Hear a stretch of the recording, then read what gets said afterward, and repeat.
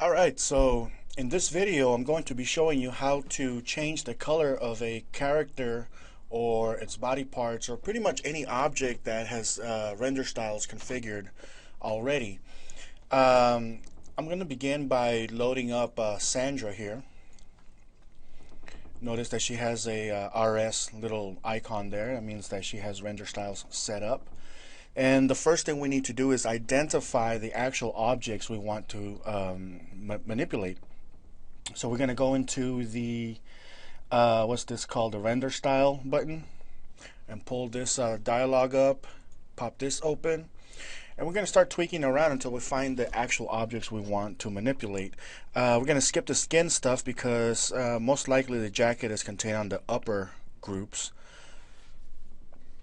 Excuse me. So we're going to start with upper one. Okay, and that obviously controls the shirt. So then we'll go into upper 3. Alright, upper 3 controls the actual jacket itself, but notice that she also has this little shaded area there for her jacket also. So let's take a look at upper 4. And that's it right there. So we really just need to create something that contains upper 3 and upper 4 in order to be able to target those specific groups. Alright, so let's go into Flash now. And when you create these, obviously I recommend using some kind of vector tool. Theoretically, you might be able to get away with using a PNG or bitmap based image, but you'll only be able to do one at a time, I think, theoretically. I've never tried it, and I really don't think I want to try it. So I'm going to draw a circle here, and this is something reminiscent of my own coloring style. I developed a product called Toon Titan, which is used by a lot of the major companies like Disney and Cartoon Network, Nickelodeon, to color all their cartoons that they use Flash for. So this has been a very, very handy little gizmo for me, and I've been used to creating my cel shaded styles using this particular user interface. It's just something I'm used to, so I'm gonna basically create something like that. And you can use, if you don't have Toon Titan, you can use the standard color picker and stuff like that, create your own colors. You don't need it, but for the sake of this video and because I like using it, I'm gonna create my colors styles using Toon Titan. So I'm going to come up with a nice little color here, and notice that Toon Titan automatically generates the highlight, shadow, and outline colors for me based on certain settings that I put in here. So it makes coming up with these colors very easy. Alright, I'm not going to spend too much time in it because really I just need two colors, my base color and my shadow color, which is going to be upper 3 and upper 4. Yeah. Okay, so I'm done. I'm going to paint this with the base color. I'm going to draw a little line there and mold that into my shaded area. Click my shadow, fill that in. We'll delete this outline. And just for posterity, I'm going to put that little outline there. Just for looks. I'm not even going to make use of it.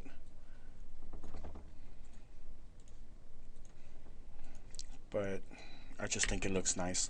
So certain styles you may need to create multiple objects and stuff, so if you want to color the entire character at once, I mean, you might want to do that. So the next step, what I'm going to do is I'm going to export this. Let's see, export movie. We're going to call it Sandra's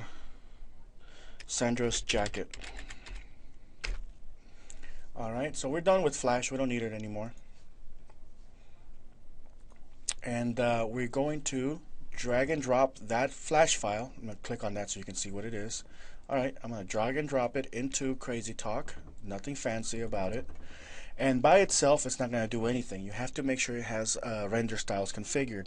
So we'll go into, we're going to select it first and go into the prop composer. Alright, here we're going to select it again and go into the vector grouping tool. At this point, notice we got all these things. I mean, there's all sorts of artifacts in here. If you don't need something, don't even mess with it. Alright, so let's just find the one object that we need. continue clicking until you find it. I mean, there's several bugs in this system, and it's kind of hard to pinpoint what it is or what's going to happen and stuff. So if you just stay away from as much stuff as possible, you'll have more success doing this. So I have located the base color that I'm looking for. I'm going to assign it to, I believe it was upper 3. That was her jacket color. And next, I'm going to continue clicking. Oh, that was easy. That's my shade area. I'm going to assign that to upper 4 because that was the group being used for that jacket's shadow area. And that's it. I'm going to leave everything alone. I'm not going to mess with it. That's it. The least amount of stuff you configure, the less likely you're going to run into bugs and issues and stuff. Since this object now has render styles defined, I can select it and now use the apply render style button to click on my character, and only those areas that have been configured as upper 3 and upper 4 will take on the characteristics of this particular object. So let's zoom in here and notice the cell shading that's taken place. You know, thanks to Toon Titan, we were able to calculate the cell shading nice and easily. Oh, I gotta close this. There's my phone. I can call back later. And here we go. See, notice the little shading there. Alright, and that's pretty much it. At this point, you can make this prop a little bit of a permanent fixture in your software by opening up the prop composer area again, and go to your content manager, switch to custom, and here we're gonna make it we're gonna save it, my prop color, whatever, and it stays there. So next time in the future, you could always just bring it back in by looking for it in your custom props folder.